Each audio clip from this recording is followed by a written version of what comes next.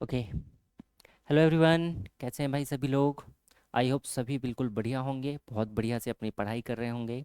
आज से हम लोग शुरुआत करने वाले हैं आपके मैथ्स के सिलेबस की, जिसके अंतर्गत जो भी आपके सिलेबस में टॉपिक हैं सारे टॉपिक मैं आपके साथ कवर करूंगा। मैं नवीन कुमार आप सभी का स्वागत करता हूं मैथ्स के इस क्लास में। चलिएगा भाई, क्लास को स्टार्ट करते हैं। क्लास को स्टार्ट करने से पहले मैं आपको बता दूं कि आपका जो यहाँ पर मैथ्स का सिलेबस है, जो पर्टिकुलर आप एग्ज़ाम की तैयारी कर रहे हैं, उसके हिसाब से मैंने सारा सिलेबस आपके लिए डिज़ाइन किया है। उसी तरीके से हम कंटेंट को आपके साथ डिलीवर करने वाले हैं। तो आप लोगों ने डेमो में कुछ क्वेश्चंस देखे थे, उसी आधार पे हम लोग कुछ नए क्वेश्चंस भी डिस्कस करेंगे। साथ ही साथ हम पूरी थ्योरी के साथ में कंप्लीट चैप्टर कंप्लीट करने वाले हैं, जितने भी टॉपिक आपके एग्जाम में दिए गए हैं। तो आज से हम लोग जो टॉपिक उठाने वाले हैं बेटा, देर ना करते हुए जल्दी से मैं आपको क्लास में लेकर चलता हूँ। तो सबसे पहला जो चैप्टर या टॉपिक आपके सिलेबस में दिया गया है वो आपके पास क्या है, तो सबसे पहले हमें डिस्कस करना है गणितीय श्रेणी के विषय में, जिसे आप कहते हैं बेटा प्रोग्रेशन के नाम से आप जानते हैं। सारा का सारा कंटेंट आपको बाइलिंगुअल प्रोवाइड किया जाएगा। आप जिस भी मीडियम से हो, हिंदी मीडियम या इंग्लिश मीडियम, आपको दोनों में पढ़ने में आसानी रहेगी। आप जिस लैंग्वेज में चाहें उस लैंग्वेज में कंटेंट को पढ़ सकते हैं। ठीक है जी, तो चलिएगा भाई, सबसे पहले समझते हैं कि गणितीय श्रेणी हमारे पास वास्तव में क्या चीज़ होती है और यहाँ पर हमें क्या क्या चीज़ें डिस्कस करनी होगी, कितने प्रकार से ये होगा। ये काफ़ी आसान सा टॉपिक होता है, इसे आपने क्लास 10th में भी पढ़ा होगा, 11th में भी ये आपके पास मैथ्स के पोर्शन में होता है, या बेसिक एलिमेंट ऑफ साइंस में भी आपने इसे देखा होगा। तो चलिए सबसे पहले हम शुरुआत करते हैं कि बेसिकली ये चीज़ हमारे पास वास्तव में होती क्या है, तो इसको देखते हैं बेटा। तो चलिए वन बाई वन चीज़ों को समझते हैं। सबसे पहले हम लोग देखते हैं कि हम अनुक्रम या सिक्वेंस किसे कहते हैं। अनुक्रम या सिक्वेंस हम किसे कहते हैं, तो देखेंगे कि संख्याओं का एक ऐसा समूह जिसमें संख्याओं को किसी निश्चित क्रम में रखा गया हो और जो किसी निश्चित नियम अनुसार हो, एक अनुक्रम कहलाता है। ठीक है जी। अनुक्रम का मतलब क्या हुआ बेटा, देख सकते हैं आप। फॉर एग्जांपल यहाँ पे मैंने कुछ नंबर्स आपके लिए लिखे हैं। इन नंबर्स को देखिए, हमने यहाँ पर एक बेटा कुछ सीक्वेंस में नंबर लिखा, 3 5 7 9 11 up to dash dash dash, ये कहाँ तक बेटा, आगे तक चलते रहेगा। तो इसे हम क्या कहते हैं, ये हमारे पास कहलाता है सीक्वेंस या अनुक्रम कहलाता है। एक दूसरा एग्जाम्पल भी हम देख सकते हैं, 3 6 9 12, है ना। 3 6 12 24 48, ये भी हमारे पास में क्या है, एक सीक्वेंस हमारे पास में कहलाता है। मतलब नंबरों का हमारे पास एक समूह है जिसे हमने क्या करा, एक क्रम में रखा हुआ है। इसे हम क्या कहते हैं बेटा, अनुक्रम या सीक्वेंस के नाम से हम इसे जानते हैं। तो पहला टॉपिक आपको क्लियर हुआ बेटा, पहला बेसिक चीज हमें क्लियर हुई। अब देखिए आगे चलते हैं, हम सीरीज किसे कहते हैं।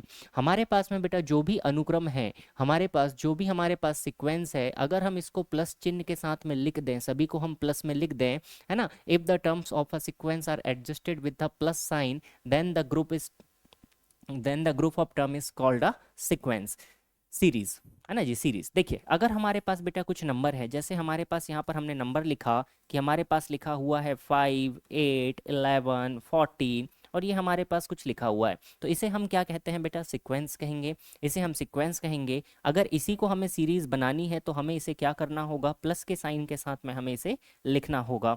हम जैसे ही इसे प्लस के साइन के साथ में लिख देते हैं, ये अपने आप में क्या बन जाती है, एक हमारे पास में सीरीज बन जाती है। एक हमारे पास में सीरीज बन जाती है। अब देखिएगा, जो आपके पास सीरीज है बेटा, सीरीज हमारे पास क्या हो सकती है, सीरीज में नंबर्स के बीच में कुछ भी डिफरेंस हो सकता है, किसी भी प्रकार की सीरीज हमारे पास में हो सकती है। लेकिन जब हमारे पास में पर्टिकुलर अगर सीरीज में कुछ ना कुछ एक पैटर्न बनता हुआ नजर आए, या तो हम किसी चीज को ऐड कर रहे हैं या हम किसी चीज का सब्ट्रैक्शन कर रहे हैं, मतलब किसी संख्या को हम निश्चित संख्या को जोड़ रहे हैं या घटा रहे हैं, या हम किसी संख्या का गुणा कर रहे हैं, तो वो हमारे पास में क्या चीज बन के आ जाएगी, उसे हम कहते हैं श्रेणी या सीक्वेंस, हम इसे कहते हैं। तो देखिएगा, अगर हम बात करें बेटा, सीरीज हमने बात कर ली, अगर हम इसी में कुछ एक पैटर्न को अगर शामिल कर दें, ये हमारे पास है बेटा, जस्ट अ मिनट, इसको हम एडजस्ट कर लें।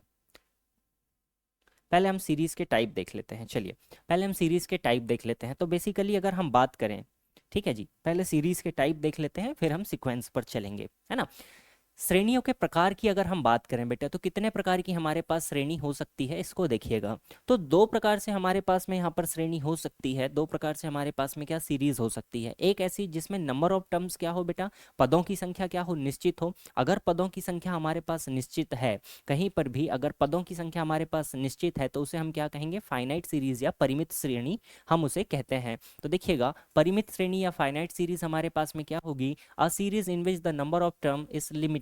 जैसे अगर हम एक एग्जांपल देखें, 1 धन 4 धन 7 up to up to 22 positions, मतलब 22 पदों तक हमने क्या करा बेटा, टोटल हमें कितने पद यहाँ पर हैं, 22। तो एक निश्चित अगर हमारे पास पदों की संख्या हो तो हम उसे क्या कहते हैं, परिमित श्रेणी कहते हैं, जिसमें पदों की संख्या क्या हो बेटा, सीमित हो, लिमिटेड हो, ठीक है। और सेकंड हमारे पास क्या आती है, अपरिमित श्रेणी या अनंत श्रेणी, जिसे हम इनफाइनाइट सीरीज के नाम से जानते हैं।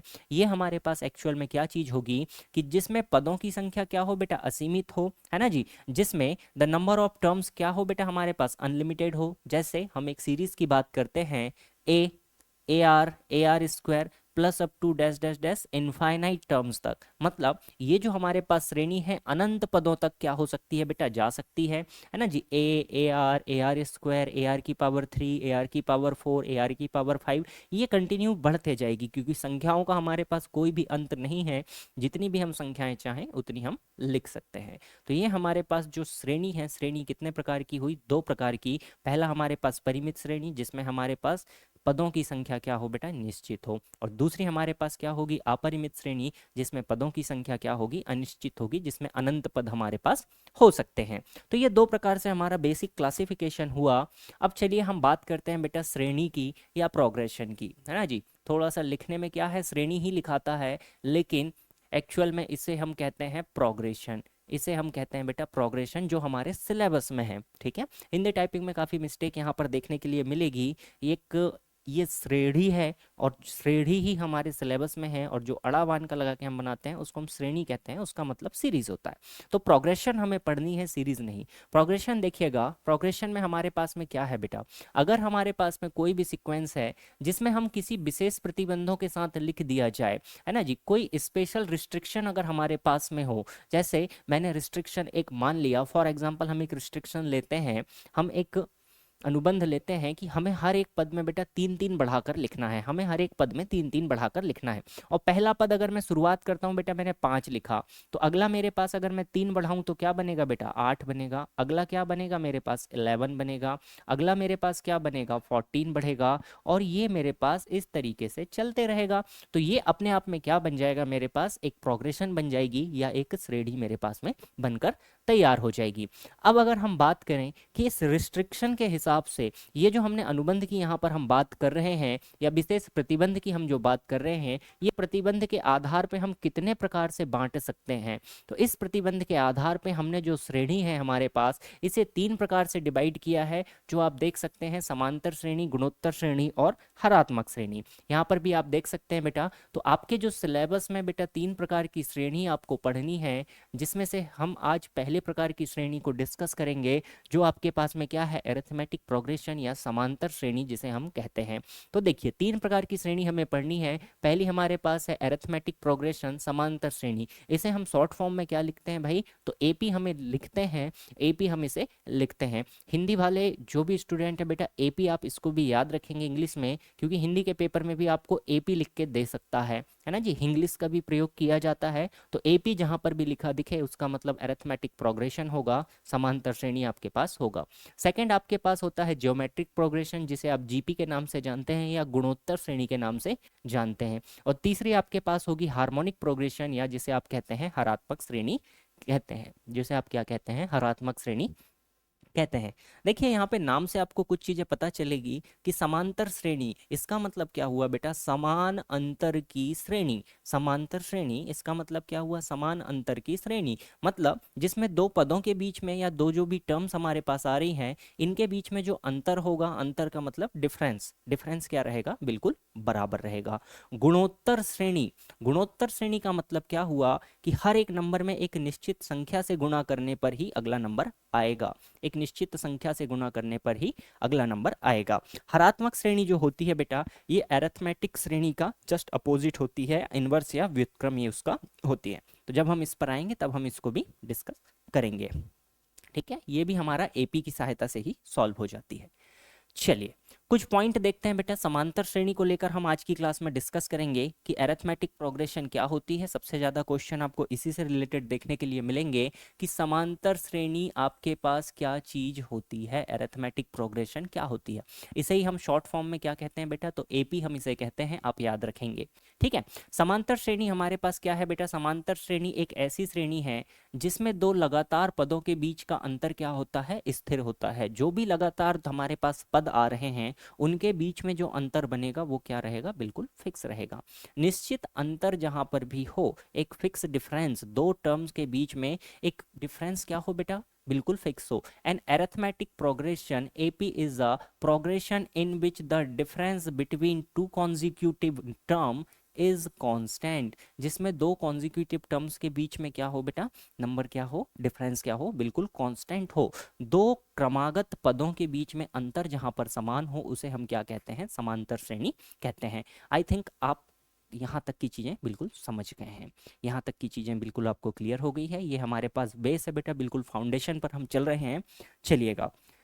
तो चलिए कुछ और पॉइंट हम यहाँ पर देखते हैं। अगर हमें कभी भी समांतर श्रेणी को बेटा अगर लिखना हो तो हम इसे किस तरीके से लिखते हैं, तो देखिएगा, सबसे पहले standard form of the arithmetic progression, समांतर श्रेणी का मानक रूप निम्नलिखित सूत्र के द्वारा दिया जाता है। हम अगर समांतर श्रेणी को लिखना चाहें, कहीं पर हो सकता है हमें अज्यूम करने के लिए आ जाए या मानने के लिए आ जाए कि एक समांतर श्रेणी है, इसका कुछ आपको दिया जाए कि चौथा पद ये है, तो अगर आपको पद लिखना है, टर्म लिखना है, तो आपको इसका जो यूनिवर्सल फॉर्मेट होता है या जो आपके पास सार्वत्रिक रूप से आप जैसा इसे लिखना चाहें तो किस तरीके से आप इसे लिख सकते हैं। तो समांतर श्रेणी लिखाती है बेटा ए, अगला क्या पद होगा, हम जानते हैं कि अगला जो भी पद होगा वो हमारे पहले पद में कुछ ना कुछ जोड़ना होगा या कुछ ना कुछ संख्या घटानी होगी, मतलब डिफरेंस हमारे पास कॉमन रहना चाहिए। तो जो कॉमन डिफरेंस है या सार्वंतर है इसे हम डी से प्रदर्शित करते हैं। तो देखिए अगला पद क्या होगा बेटा, पहला पद आपके पास में a है, दूसरा पद आपके पास a प्लस डी होगा, अगला क्या होगा बेटा, a प्लस डी में अगेन एक d जोड़ेंगे तो a प्लस टू डी हो जाएगा। अब a प्लस टू डी में एक और d जोड़ा तो a plus three D, a plus three D में एक और d जोड़ा तो a प्लस फोर डी, ये हमारे पास में हो जाएगा। ठीक है, तो ये कंटिन्यू इस तरीके से हमारे पास में समांतर श्रेणी चलते रहेगी। और आगे अगर आप लिखना चाहें तो a plus five D, a plus six D, a plus seven D, कुछ इस तरीके से आपके पास में पद यहाँ पर बनते जाएंगे। अब एक चीज यहाँ पर गौर कीजिएगा बेटा कि जब आप फर्स्ट टर्म को लिख रहे हैं, पहला पद लिख रहे हैं तो वो केवल a आ रहा है। दूसरा पद जब आप लिखने पर आए, सेकंड टर्म की जब आप बात करेंगे तो सेकंड टर्म के लिए आपके पास क्या आया, a प्लस सिंगल डी आया, मतलब दो से एक कम हमारे पास d आ रहा है। तीसरा पद हम क्या लिखेंगे, a प्लस टू डी लिखेंगे। चौथा पद हमें क्या लिखना पड़ेगा बेटा, a प्लस थ्री डी लिखना पड़ेगा। पांचवा पद आप क्या लिखेंगे, a प्लस फोर डी, मतलब जो भी आप टर्म लिख रहे हैं उससे एक कम करके आपको d को यहाँ पर ऐड करना पड़ेगा। तो इस तरीके से आप सीरीज को लिखना सीख सकते हैं।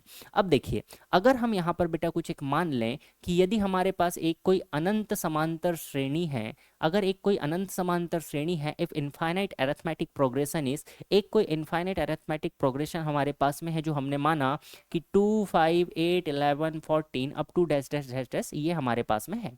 अगर हम यहाँ पर बात करें तो हमारी सबसे पहली जो फर्स्ट टर्म होगी बेटा, पहला पद हमारे पास यहाँ पर क्या हो जाएगा, देखिए ये हमारे पास पहला पद होगा जिसे हम क्या कहेंगे, टू। टू हमें दिख रहा है पहला पद है। अब हम बात करें कॉमन डिफरेंस की या हम बात करते हैं सार्वांतर की, तो सार्वांतर क्या होगा बेटा, यहाँ पर तीन होगा। और सार्वांतर को हम किस तरीके से कैलकुलेट कर सकते हैं, तो देखिएगा सार्वांतर को कैलकुलेट कैसे किया जाता है भाई, या तो आप करेंगे second term minus first term, है ना, तो 5 माइनस टू आपने किया, यहाँ पर 3 मिलेगा। या आप कर सकते हैं third term minus second term, तो यहाँ से भी 3 मिलेगा।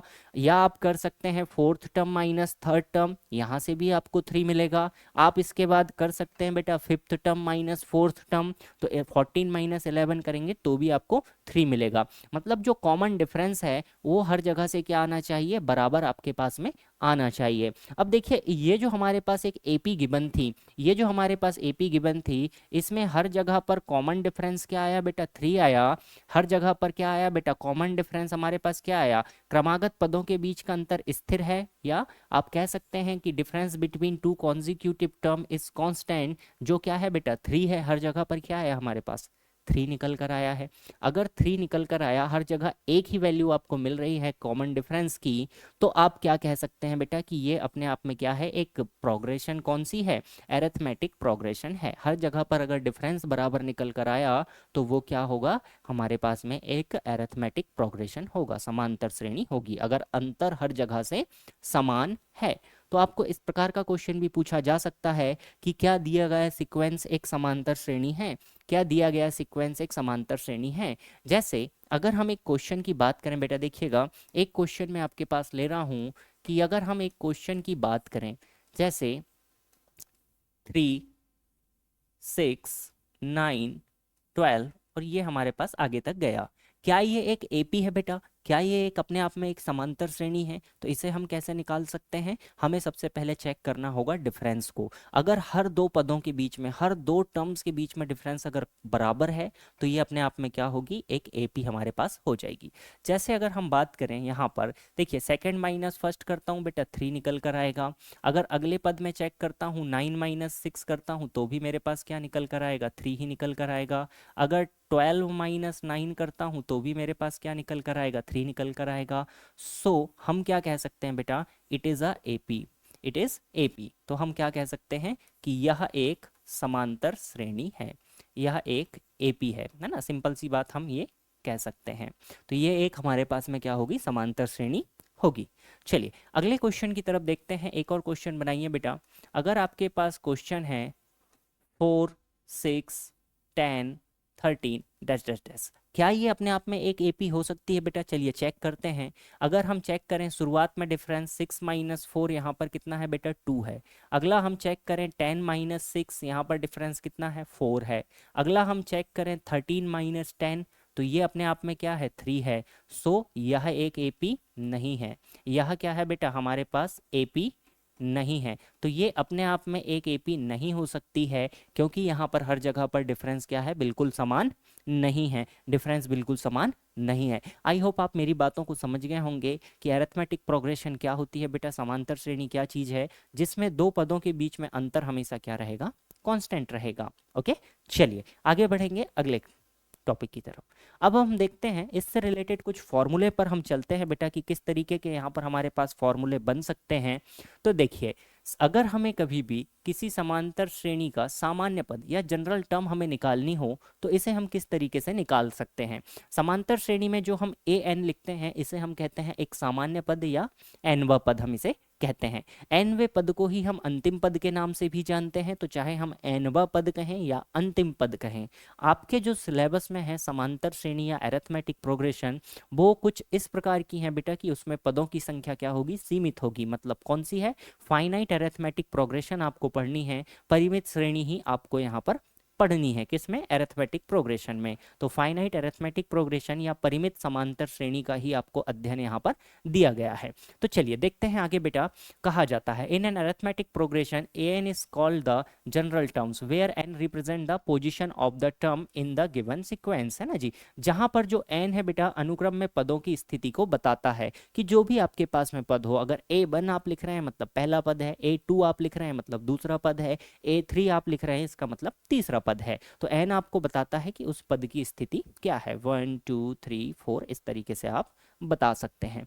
तो चलिएगा समांतर श्रेणी का बेटा एनवा पद निकालने का हम फॉर्मूला देखते हैं। nth term of an AP, the nth term of an AP is given by, समांतर श्रेणी का एनवा पद, इसका जो फॉर्मूला होता है बेटा, देखिएगा इसका फॉर्मूला आपके पास क्या है। तो ए एन की बात करें या एल की बात करें, ये दोनों चीजें क्या है बेटा, बिल्कुल बराबर है। तो ए एन कहें एनवा पद या एल कहें हम तो अंतिम पद, है ना, एनवे पद को ही हम अंतिम पद के नाम से जानते हैं। तो इसका फॉर्मूला होता है बेटा A plus N minus 1 into D. तो चाहे आप ए एन की बात करें या आप एल की बात करें, फॉर्मूला आपके पास यही होगा A plus N minus 1 into D. इसको आप अभी भी समझ चुके होंगे बेटा एन माइनस 1 क्यों आ रहा है, क्योंकि हमने शुरुआत में देखा कि अगर हमें पांचवा पद निकालना है तो हमें कितने डी जोड़ने पड़ेंगे, 4 डी हमें जोड़ना पड़ेगा ए में। तो ए प्लस 4 डी हम यहाँ से भी लिख सकते हैं एनवे पद के लिए। यहाँ पर चीजें आप जानते हैं बेटा कि ए आपका फर्स्ट टर्म होगा, डी आपका क्या होगा, कॉमन डिफरेंस होगा, और एन आपके पास नंबर ऑफ टर्म्स हो जाएगी, पदों की संख्या हो जाएगी। तो ये फॉर्मूला आपको याद हो गया कि ए एन अगर आपको निकालना हो या एल आपको निकालना हो, फॉर्मूला क्या होगा, एल या ए बराबर A plus N minus one into D. A N या एल बराबर A plus N minus one into D. Okay भाई, या अगर आपको पदों की संख्या याद है, जैसे 17वां पद अगर मुझे लिखना है बेटा, तो देखिएगा कि अगर मुझे 17वां पद लिखना है तो क्या हो जाएगा भाई, a प्लस 16d, मैं इसको आसानी से लिख सकता हूँ। काफ़ी ज़्यादा हमारे पास ये यूज़ में आने वाला है। तो देखिएगा कुछ और एग्जांपल्स इसके देखते हैं। जैसे सपोज अगर आपको बेटा कहीं पर a13 अगर लिखना है तो a13 आपके पास क्या हो जाएगा, a प्लस 12d आपके पास हो जाएगा। अगर a7 आपको लिखना है तो a7 आपके पास क्या हो जाएगा बेटा, a प्लस 6d आपके पास हो जाएगा। a9 अगर आपको लिखना है तो a प्लस 8d आपके पास हो जाएगा। ठीक है भाई, ये कुछ आपके पास बेसिक से फॉर्मूले हो जाएंगे। एक मिनट रुकेंगे।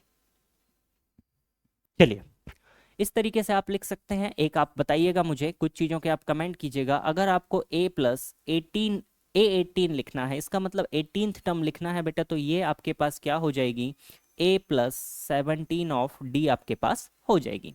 तो इस तरीके से आप पदों की स्थिति को डायरेक्ट भी लिख सकते हैं बिना फॉर्मूले के भी। बस आपको याद रखना है जो भी आप पद लिख रहे हैं एक कम करके आपको उसमें d ऐड करना है, किसमें, a के साथ में। चलिए आगे बढ़ेंगे अगले पोर्शन की तरफ।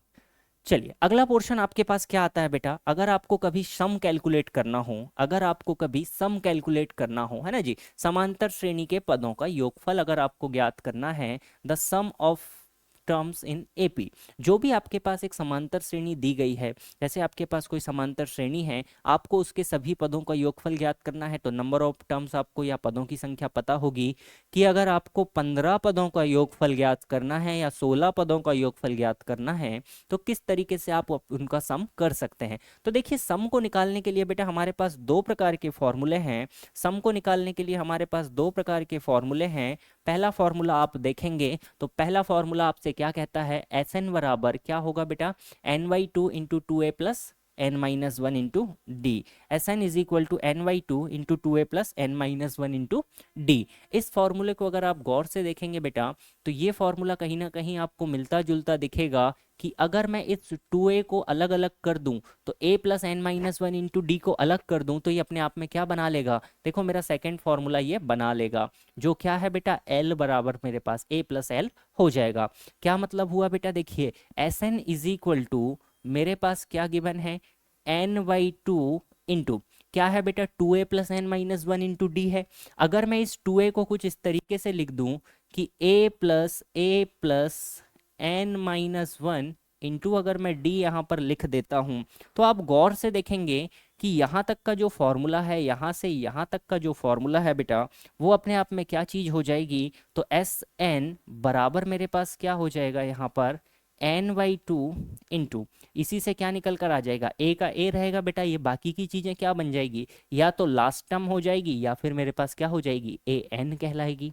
बात एक ही है दोनों फॉर्मूले की। तो सम का फॉर्मूला याद रखिएगा, एस एन बराबर N by two into two A plus N minus one into D, या फिर एस एन बराबर N by two into A plus L आपके पास में बन जाएगा। ठीक है जी, चीज़ें आप जानते हैं बेटा यहाँ पर कि ए आपके पास क्या हो जाएगा, फर्स्ट टर्म हो जाएगा, डी आपके पास सार्वंतर या कॉमन डिफरेंस हो जाएगा, एन आपके पास पदों की संख्या हो जाएगी, एल आपके पास अंतिम पद हो जाएगा। यहाँ तक की चीज़ें क्लियर हो गई होंगी आपको, बिल्कुल आसान सी भाषा में हमने यहाँ तक फॉर्मूले को सीखा। चलिए और आगे बढ़ते हैं बेटा, कुछ और चीज़ें देखते हैं। अब यहाँ पर अगला पॉट देखिएगा कि आपको पूछा जाता है कई बारी कि समांतर श्रेणी का अंत से nवां पद ज्ञात कीजिए, nth term from the end of an arithmetic progression. अगर हमारे पास कोई एक समांतर श्रेणी है जिसमें हमें अंतिम पद पता है, अगर हम फॉर एग्जांपल देखें, एक समांतर श्रेणी लेता हूं बेटा, 2 4 6 8, और ये समांतर श्रेणी मेरी चली गई कहाँ तक बेटा, 88 तक, ये चली गई 88 तक। अब मुझसे यहाँ पर क्या पूछा कि इस श्रेणी का आखिरी से चौथा पद निकालिए। अंत से चौथा पद निकालिए, लास्ट से चौथा पद निकालिए। मतलब 88 से अगर हम गिनना चालू करें, फर्स्ट सेकंड थर्ड फोर्थ, तो आखिरी से चौथा पद इसका क्या होगा। तो इसे भी हम बहुत आसानी से कैलकुलेट कर सकते हैं। दो तरीके इसके होते हैं, या तो आप डायरेक्ट इसका फॉर्मूला याद कर लीजिए कि इसका जो फॉर्मूला होता है बेटा एल बराबर, इसका जो फॉर्मूला होता है वो आपके पास क्या है, जो भी आखिरी से अगर पद निकालना हो, ए एन बराबर आपके पास क्या आता है बेटा l plus N minus one into minus d. L बराबर ए एन बराबर l plus N minus one into minus का डी हम कर देते हैं, पहले पद की जगह हम लास्ट पद लेते हैं। तो ये जो घटना है या ये जो फॉर्मूला है बेटा, ये कहाँ से निकल कर आता है।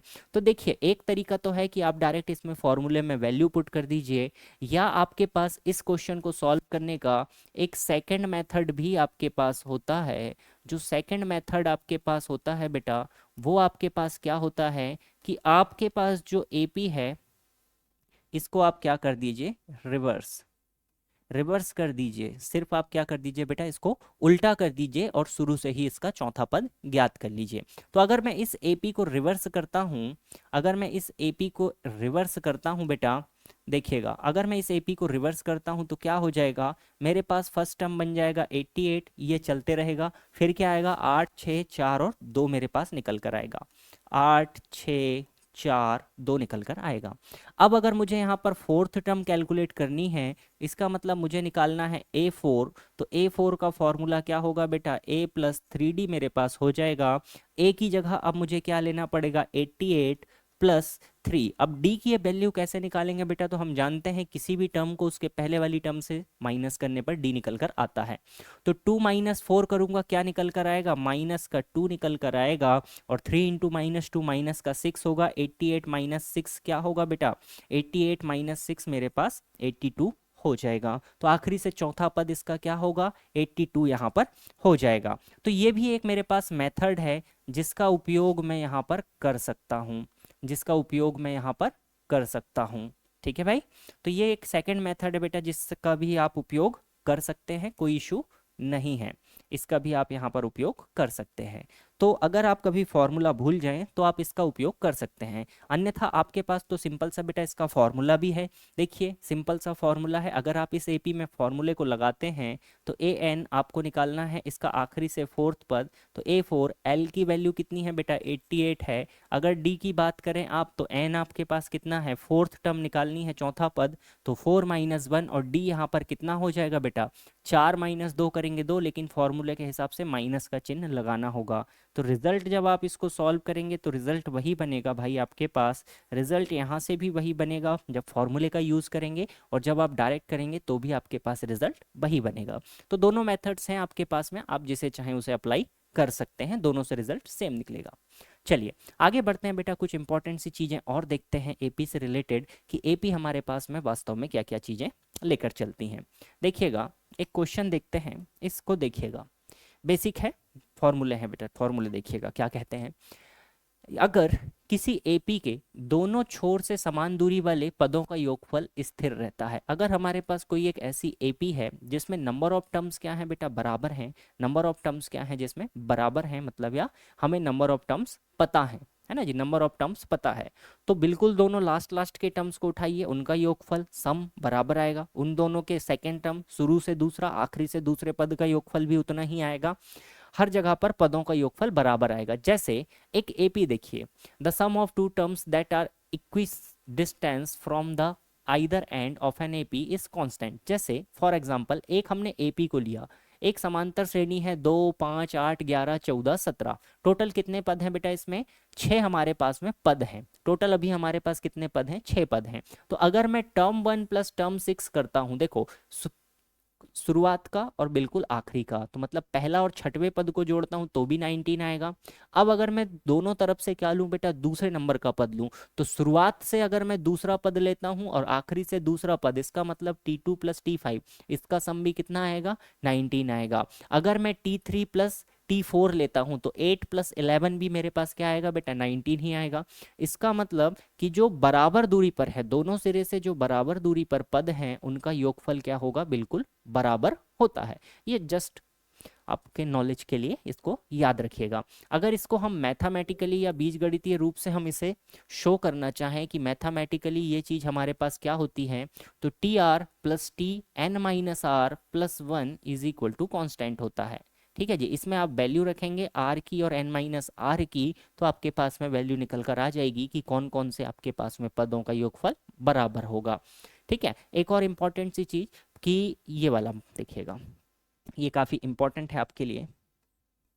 प्रथम n प्राकृतिक संख्याओं का योगफल, the sum of first n natural numbers, the sum of first n natural numbers, ये आपके पास में क्या होता है बेटा, n into n plus one by two आपके पास में हो जाता है, n into n plus one by two आपके पास में हो जाता है।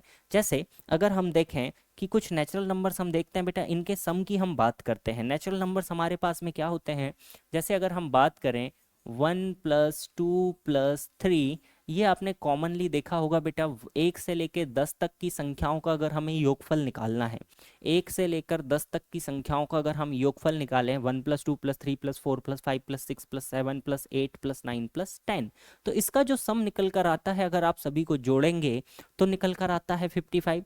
लेकिन हमारे पास डायरेक्ट फॉर्मूला है बेटा, कितनी टर्म्स हैं टोटल, हमारे पास 10 टर्म्स हैं, तो इसका जो सम बनेगा वो क्या बनेगा बेटा, 10 × 10 + 1/2। इस 2 से आप 10 को कट करेंगे 5 हो जाएगा और मल्टीप्लाई बाई 11 हो जाएगा। 5 11 के आपके पास क्या निकल कर आ जाएगा, 55 निकल कर आ जाएगा। तो सभी को आप क्यों ही जोड़ेंगे, अगर नेचुरल नंबर है, नेचुरल नंबर होते क्या हैं, जिनके बीच में डिफरेंस कितने का हो, 1 का। 1 से लेके बेटा आप लिखते जाइए, संख्याएं सारी क्या है, प्राकृत संख्याएं हैं।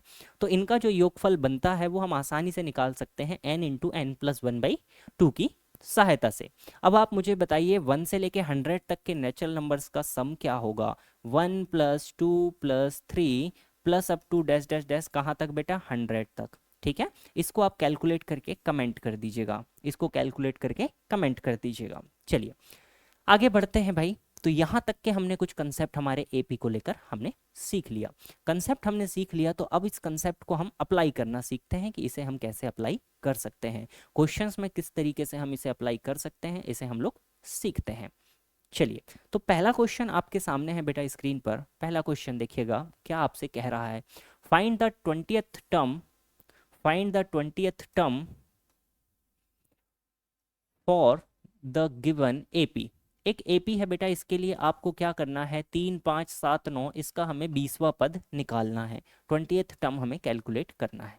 ठीक है जी, तो देख लेते हैं हमें एपी में क्या क्या चीज़ें गिवन है। एपी हमारे पास में क्या गिवन है भाई, तो देखिएगा एपी हमारे पास में गिवन है 3, अगला टर्म है 5, देन है 7, देन है 9, और फिर इसके बाद में ये डैश डैश डैश। ठीक है, 20th टर्म हमें कैलकुलेट करना है। यहाँ से हम डेटा निकालते हैं तो फर्स्ट टर्म हमारे पास क्या हो जाएगी बेटा, 3। अगर हम यहाँ से डी की कैलकुलेशन करने की कोशिश करें तो डी हमारे पास क्या हो जाएगा, या तो हम 5 - 3 कर सकते हैं, या फिर हम कर सकते हैं 7 - 5 कर सकते हैं, या हम कर सकते हैं 9 - 7 कर सकते हैं। तो आप देखेंगे हर जगह से जो एपी की वैल्यू आने वाली है वो हमारे पास क्या आने वाली है, कॉमन आने वाली है, सभी में क्या आएगी, 2 आएगी। तो किसी से भी आप निकाल सकते हैं, किन्हीं भी दो टर्म्स को लेकर आप एपी का जो कॉमन डिफरेंस है उसे आप फाइंड कर सकते हैं। तो कॉमन डिफरेंस हमारे पास 2 आया। ठीक है जी, कॉमन डिफरेंस हमारे पास 2 आया। अब हमें कैलकुलेट क्या करना है बेटा, सवाल में A20 हमें कैलकुलेट करना है। A20 अगर हमें कैलकुलेट करना है, इसका मतलब हमारे पास जो n की वैल्यू हुई, n की वैल्यू हमारे पास क्या हो गई, 20 हो गई। तो अब आप सीधे सीधे फॉर्मूले को अप्लाई कर सकते हैं। आप जानते हैं कि an बराबर आपके पास क्या होगा, a प्लस n-1 इंटू क्या हो जाएगा बेटा, d हो जाएगा। अब अगर आप यहाँ पर वैल्यू पुट करते हैं तो A20 is equal to a की वैल्यू आपके पास 3 है, प्लस n की वैल्यू आपके पास 20 हुई, 20 - 1 इंटू डी की वैल्यू आपके पास क्या निकल कर आई भाई, 2 आपके पास निकल कर आई है। इस एक्सप्रेशन को सॉल्व करेंगे, 3 प्लस 20 - 1 19, 19 टू आपके पास हो जाएगा 38, 20 में से 1 गया 19, 19 दूनी 38, 38 और 3 आपके पास क्या हो जाएगा बेटा 41, 38 और 3 आपके पास क्या हो जाएगा 41। तो ऑप्शन नंबर ए इस क्वेश्चन के लिए क्या हो जाएगा, बिल्कुल करेक्ट हो जाएगा। क्वेश्चन क्लियर हुआ भाई, आई होप आपको ये क्वेश्चन बिल्कुल क्लियर हो गया होगा। ठीक है, चलिएगा आगे बढ़ते हैं, आगे देखते हैं अगले क्वेश्चन को। चलिएगा भाई, तो बढ़ते हैं अगले क्वेश्चन पर। इस क्वेश्चन के लिए तो हमारा 41 आंसर आ गया। चलिए देखिएगा, अगले क्वेश्चन की तरफ बढ़ते हैं। अगला क्वेश्चन हमसे क्या कहता है, find the value of n if a is equal to 10, d is equal to 5 and a N is equal to 95। यदि ए बराबर 10 हो, डी बराबर आपके पास में 5 हो बेटा, और ए एन आपको क्या गिवन है, ए एन आपके पास में गिवन है, जस्ट अ मिनट, ओके, ए 10 है, डी 5 है, और ए एन आपको क्या गिवन है, यहाँ पर 95 गिवन है। तो आपको n की वैल्यू निकालनी है, मतलब आपको बताना है कि नंबर ऑफ टर्म यहाँ पर कितनी होगी, नंबर ऑफ टर्म आपके पास कितनी होगी। तो इसे आप काफ़ी आसानी से कैलकुलेट कर सकते हैं। तो देखिएगा क्या होगा बेटा, हमारे पास जो चीज़ें गिवन हैं हम डायरेक्ट उन्हें क्या करते हैं, हम जानते हैं formula A N is equal to हमारे पास में क्या होता है, A plus N minus one into हमारे पास डी होता है। अगर हम ए एन की वैल्यू यहाँ पर 95 पुट करते हैं, ए की वैल्यू अगर हम यहाँ पर 10 पुट करते हैं, प्लस एन माइनस वन, और डी की वैल्यू हम यहाँ पर पुट कर देते हैं मल्टीप्लाई बाई 5। 10 को ट्रांसफर करेंगे बेटा 95 माइनस का आपके पास 10 हो जाएगा, इज इक्वल टू आपके पास बचेगा n minus one into 5। 95 minus 10 आपके पास हो जाएगा 85, इज इक्वल टू आपके पास बचेगा n minus one multiply by 5। इस 5 को जब आप ट्रांसफर करेंगे, ये मल्टीप्लिकेशन में है, गुणा में है बेटा, आगे जाके क्या होगा, भाग में ये आ जाएगा। तो यहाँ पर क्या हो जाएगा, 85 डिवाइडेड बाई 5 आपके पास हो जाएगा, इज इक्वल टू आपके पास बचेगा n माइनस वन। 5 से आप 85 को काटेंगे बेटा, 17 पंचे 85 बराबर n माइनस वन। तो n बराबर आपके पास क्या हो जाएगा, 17 प्लस वन। देन n की वैल्यू आपके पास क्या निकल कर आएगी, 18 आपके पास निकल कर आएगी। n की वैल्यू क्या निकल कर आएगी, 18 आपके पास में निकल कर आ जाएगी। तो ये आपके पास में बढ़िया आसान सा क्वेश्चन हो जाएगा। इस पैटर्न पे भी आपको क्वेश्चन बना मिल सकता है। चलिए अगला पैटर्न देखते हैं कि किस तरीके से और हमारे पास में क्वेश्चन आ सकता है। तो अगला क्वेश्चन देखिएगा भाई। अगला क्वेश्चन आपसे कहता है किसी समांतर श्रेणी का nवा पद 2n प्लस 3 हो तो उसका 25वां पद क्या होगा। The nth term of an arithmetic progression is 2n plus 3, then what will be its 25th term. हमारे पास क्या गिवन है बेटा कि nवा पद हमें दिया गया है 2n प्लस 3 के रूप में। हमसे पूछा है इसका 25वां पद क्या होने वाला है, 25th टर्म हमारा क्या होने वाला है। तो चलिए देखते हैं बेटा, जो चीज़ें हमें गिवन है, A N is equal to हमें गिवन है ट्वाइस ऑफ एन प्लस क्या दिया है बेटा, 3 दिया है। हमें कैलकुलेट करना है 25th टर्म। तो 25th टर्म हमारे पास क्या होगी, A25। इसका मतलब n की वैल्यू मुझे क्या पुट करनी पड़ेगी बेटा, 25। तो 2 इंटू एन की जगह में अगर मैं 25 पुट करता हूँ और प्लस अगर मैं यहाँ पर 3 लेता हूँ, तो 25 टू ज़ा मेरे पास हो जाएगा 50। देन यहाँ पर प्लस आ जाएगा 3, इन दोनों को ऐड करेंगे, फाइनल रिजल्ट मेरे पास क्या बनेगा, 53 मेरे पास फाइनल रिजल्ट बन जाएगा। तो ऑप्शन नंबर बी इसके लिए क्या हो जाएगा, बिल्कुल करेक्ट हो जाएगा। ये बिल्कुल करेक्ट हो जाएगा। हम अभी कंसेप्ट को बिल्ड कर रहे हैं, धीरे धीरे हम क्वेश्चंस के लेवल को आगे की तरफ बढ़ाएंगे प्रैक्टिस सेशंस में। चलिएगा अगला पैटर्न देखिएगा बेटा, क्या पैटर्न आपके पास बन सकता है। किसी श्रेणी 4, 7, 10 का कौन सा पद 148 है। यहाँ पर पूछा है n की वैल्यू कि कौन सा पद इसका 148 होने वाला है। Which term of series 4, 7, 10 is 148।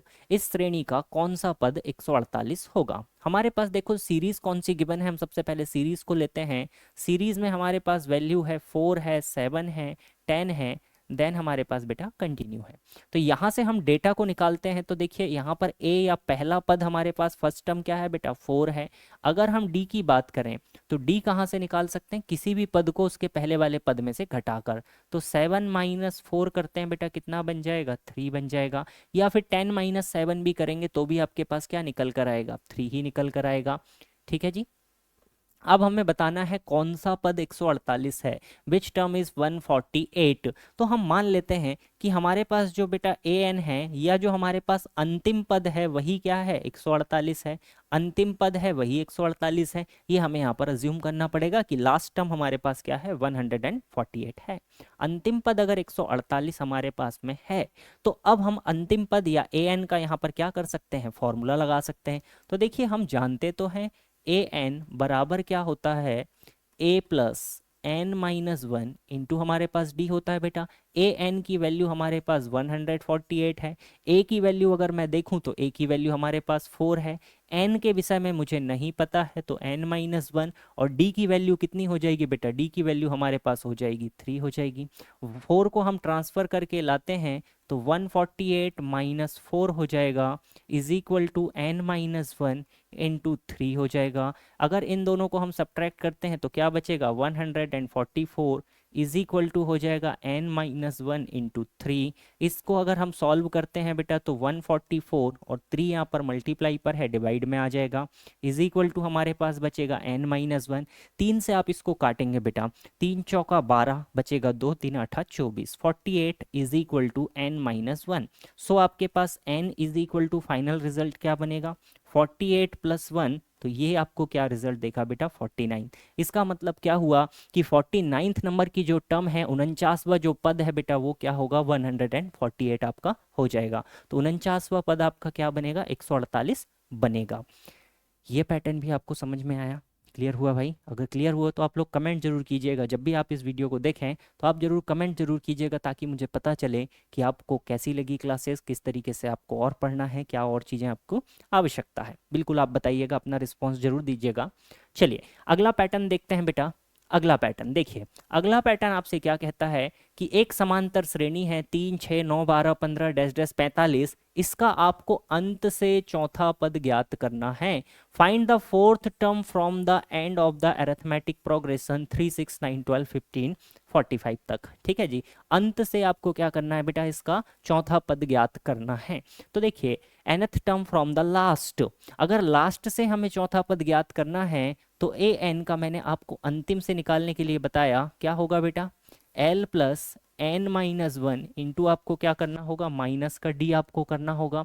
तो यहाँ पर अगर आप देखें, सीरीज को देखें, तो सीरीज आपके पास क्या है, 3 6 9 12 15, और ये डैश डैश डैश डैश कहाँ तक गई बेटा, आपके पास 45 तक, ये 45 तक गई। तो यहाँ से अगर आप डेटा निकालने की कोशिश करें तो लास्ट टर्म यहाँ पर क्या है, हमारे पास 45 गिवन है।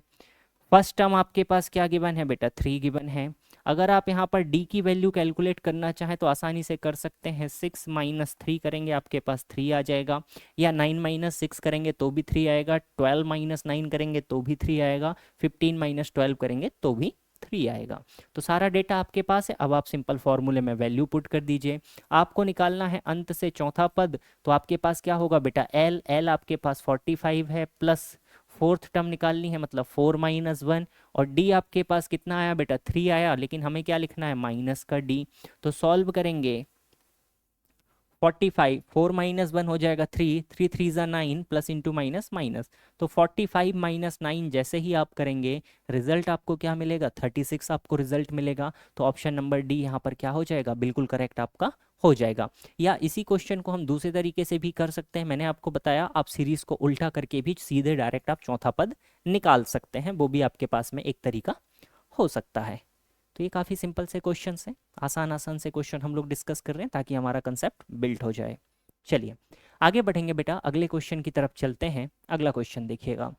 अगला क्वेश्चन आपसे क्या कहता है, एक समांतर श्रेणी का चौथा पद 14 है और 10वां पद 32 है।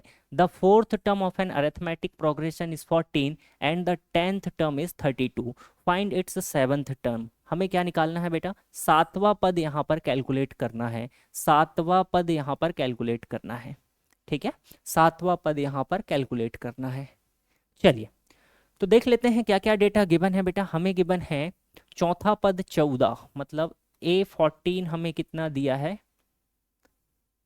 फोर्थ है चौथा पद A4, चौथा पद हमें कितना दिया है बेटा, 14 दिया है। दूसरा हमें क्या बोला, A10, 10वां पद कितना दिया है हमें, 32 दिया है।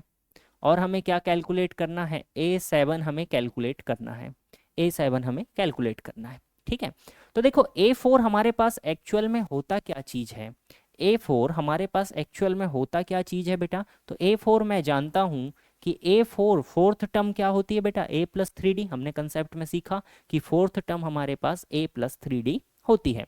तो A प्लस 3D की वैल्यू हमारे पास कितनी है, 14 है। ठीक है, सेकंड हमें बोला है 10th टर्म। अगर 10th टर्म बोला है तो 10th टर्म क्या होती है बेटा, A प्लस 9d, ये हमारे पास कितनी है 32 है, ये हमारे पास कितनी है 32 है। तो ये हमारे पास में दो इक्वेशन यहाँ पर बन गई, और इन दोनों इक्वेशन को सॉल्व करने से हमें क्या मिल जाएगा, ए और डी की वैल्यू हमें मिल जाएगी। अगर ए और डी की वैल्यू हमें यहाँ पर मिल जाएगी तो फिर हम क्या कर सकते हैं, अपनी वैल्यू को निकाल सकते हैं। अब देखिए इन दोनों इक्वेशन को कैसे सॉल्व करेंगे बेटा, यहाँ a प्लस 9d है, यहाँ a प्लस 3d है, तो हम इक्वेशन सेकेंड में से क्या कर सकते हैं, फर्स्ट को माइनस कर सकते हैं, सेकेंड माइनस फर्स्ट, ये किया जा सकता है काफी आसानी से।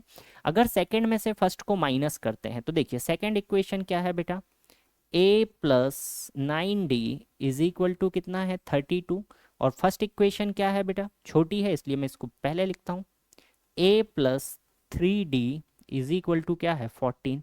इन दोनों को हमें सब्ट्रैक्ट करना है, और हम जानते हैं कि जब भी हम सब्ट्रैक्ट करते हैं सभी के साइन क्या होते हैं बेटा, अपोजिट हो जाते हैं।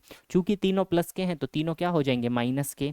इस a से अगर हम देखेंगे तो ये a से तो ये a वाला ये कट जाएगा बेटा, 9d माइनस 3d मेरे पास बचेगा 6d, और 32 में से जब मैं 14 को माइनस करूंगा तो देखिए क्या होगा बेटा, क्या बचेगा 18 मेरे पास यहाँ पर बच जाएगा, 18 मेरे पास बच जाएगा। इस इक्वेशन को अगर मैं सॉल्व करता हूँ तो d मेरे पास क्या आ जाएगा, 18 डिवाइडेड बाई 6, ये हमारे पास निकल कर आ जाएगा 3। d की वैल्यू कितनी आ गई, मेरे पास 3 आ गई। अगर मैं d की वैल्यू इक्वेशन 1 में रखता हूँ तो क्या हो जाएगा बेटा, 3 3 ज़ा 9, तो a प्लस 9 बराबर 14 है ना, वैल्यू पुट कर लीजिए, a प्लस 3, d की वैल्यू मैंने 3 रखा बेटा, बराबर कितना हो गया 14, तो a बराबर मेरे पास कितना हो जाएगा 14 माइनस 9, ये कितना बचेगा 5, तो मुझे a की वैल्यू भी मिल गई। अब मुझे कैलकुलेट किस चीज़ को करना है, तो कैलकुलेट हमें करना है किसको बेटा, a7 हमें कैलकुलेट करना है, और a7 हम जानते हैं ये हमारे पास क्या होता है, a प्लस 6d होगा। तो a की वैल्यू 5 रख दीजिए, प्लस 6 इंटू डी की वैल्यू आपके पास कितनी निकल कर आई, 3 निकल कर आई।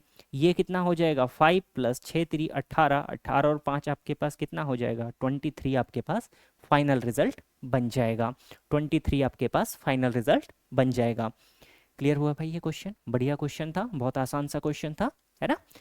थोड़ा सा कैलकुलेटिव आपके पास हो जाता है, लेकिन जैसे जैसे आप क्वेश्चंस की प्रैक्टिस करेंगे तो कैलकुलेशन आप ओरली करने की कोशिश करेंगे कि काफ़ी कैलकुलेशन आप ओरली कर पाएँ, कि जो कैलकुलेशंस हैं वो आपको सामने दिखें और आप उसको ओरली ही ज़्यादातर चीज़ें सॉल्व कर पाएँ। ठीक है, मैंने डिटेल्स में कराया ताकि सभी बच्चे धीरे धीरे अपने लेवल को बढ़ा सकें।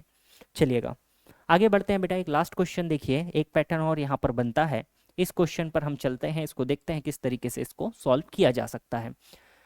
Find the sum of the first 30 multiples of 4, 4 के प्रथम 30 गुणजों का योगफल ज्ञात कीजिए।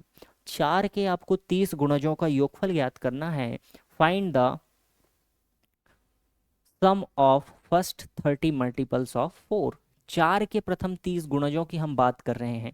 अब 4 के प्रथम 30 गुणज हम कैसे लिख सकते हैं, तो देखिए 4 के गुणज होते क्या है बेटा, अगर हम 1 का गुणा करें 4 में तो पहला टर्म हमारे पास 4 आता है, 4 दूनी हमारे पास 8 आएगा, 4 3 हमारे पास 12 आएगा, ये बढ़ते रहेगा। कहाँ तक जाना है बेटा, तो 30 गुणजों तक जाना है। 40 में अगर हम 30 का गुणा करेंगे तो लास्ट टर्म हमारे पास क्या बनेगा, 120 बनने वाला है, 120 बनने वाला है। इसका हमें क्या निकालना है, सम निकालना है। तो देखो n की वैल्यू तो क्वेश्चन में ही दिया है कि टोटल टर्म कितनी होंगी 30 हो जाएगी। अगर a की बात करें तो a हमारे पास 4 हो जाएगा। अगर d की बात करें बेटा तो d हमारे पास कितना हो जाएगा, ये भी 4 ही निकल कर आएगा, किसी से भी सब्ट्रैक्ट कर लीजिए। अगर आप 8 माइनस 4 करते हैं तो भी आपके पास क्या होगा, 4 ही निकल कर आएगा। ठीक है जी, 4 ही निकल कर आएगा। ठीक है जी, यहाँ तक ठीक है। चलो, तो आपके पास d बराबर भी क्या आया, 4 आया। लास्ट टर्म भी आपको पता है बेटा, यहाँ पर लास्ट टर्म भी आपको क्या है, बिल्कुल पता है। ठीक है, ठीक, लास्ट टर्म भी पता है, तो आपको इसका योगफल निकालना है। तो देखो सम के दो फॉर्मूले हैं आपके पास, दोनों आप चाहें लगा सकते हैं, जिसको आप चाहें उसको लगा सकते हैं। सम क्या होता है, n/2 इंटू आपके पास पहला फॉर्मूला है 2a plus n-1 into D आपके पास हो जाता है बेटा। या आप सेकेंड फॉर्मूले को भी अप्लाई कर सकते हैं, एस एन बराबर आपके पास होगा n/2 इंटू आपके पास क्या होगा a प्लस एल भी हो सकता है। तो दोनों में से जिसको चाहें आप लगा लें, मैं ये सेकेंड वाले फॉर्मूले को अप्लाई करता हूँ। सम कितने का निकालना है बेटा, 30 मल्टीपल्स का, तो S30, n की वैल्यू हमारे पास हो जाएगी 30 y2 इंटू ए की वैल्यू 4 है और लास्ट टर्म हमारे पास कितनी आई भाई 120 आई। ठीक है जी, इसको सॉल्व कर सकते हैं बेटा। 30 डिवाइडेड बाई 2 और ये मल्टीप्लाई बाई कितना हो जाएगा 124। आप 2 से इसको काट सकते हैं, है ना जी। कितना बनेगा 30 मल्टीप्लाई बाई 2 से काटेंगे, 2 6 ज़ा 4, 2 2 ज़ा ये। ठीक है, 62 करेंगे बेटा 3 से गुणा, 3 से गुणा करेंगे, 3 दूनी 6, 3 छिंग 18 और जीरो का जीरो। ठीक है, 62 तिया 186, 6 3 18, 2 3 6 और जीरो का जीरो। तो आंसर क्या बनेगा आपके पास 1860 यहाँ पर आंसर बन जाएगा। ओके, तो यहाँ तक के कुछ क्वेश्चंस थे जो आपके लिए बिल्कुल बेसिक बेसिक से क्वेश्चंस थे जो हमने आज की क्लास में डिस्कस किया। इनसे रिलेटेड आपको काफ़ी कुछ क्वेश्चंस देखने के लिए मिल सकते हैं एग्जाम में। तो बेसिक आज हमने कंप्लीट किया अरिथमेटिक प्रोग्रेशन का, एपी को लेकर हमने जितने भी बेसिक फॉर्मेट फार्मूलेज बन सकते हैं ये हमने डिस्कस किए। अब अगली क्लास में आप लोग इसको पूरा कंप्लीट करके आइएगा, सारे क्वेश्चंस एक बार रिकॉल कीजिएगा और साथ ही साथ आप क्या कीजिएगा, जो भी फॉर्मूले हैं इन फॉर्मूले को आप अच्छे से याद कर लीजिएगा, बिल्कुल कंठस्थ आप इनको याद कर लेंगे, है ना, फिंगर टिप्स पे आपके पास होने चाहिए। इससे क्या होगा, अब हम जब अगला प्रैक्टिस सेशन लेकर चलेंगे जिसमें हम एपी के क्वेश्चंस प्रैक्टिस करेंगे तो आपको काफ़ी आसानी होगी। पहले में हमने कंसेप्ट सीखा, बेसिक क्वेश्चंस बनाने सीखे, अब सेकंड क्लास में हम क्वेश्चंस की प्रैक्टिस करेंगे। फिर हम चलेंगे ज्योमेट्रिक प्रोग्रेशन की तरफ जिसमें हम एक दिन जीपी को पढ़ेंगे, फिर हम एचपी को पढ़ेंगे और फिर हम चलेंगे थोड़े से हाई लेवल के क्वेश्चंस की तरफ। तो ये सीक्वेंस आपकी क्लास का रहने वाला है। जितने भी टॉपिक है लगभग 25-30 क्लास में आपके सारे टॉपिक्स कंप्लीट हो जाएंगे। पहले हम मैथ्स को कंप्लीट करेंगे, उसके बाद हम फिजिक्स की तरफ चले चलेंगे। तो आई थिंक आपको यहाँ तक की सारी चीज़ें क्लियर होंगी। ओके, हम लोग अब मिलेंगे नेक्स्ट क्लास में। Thank you everyone, thank you.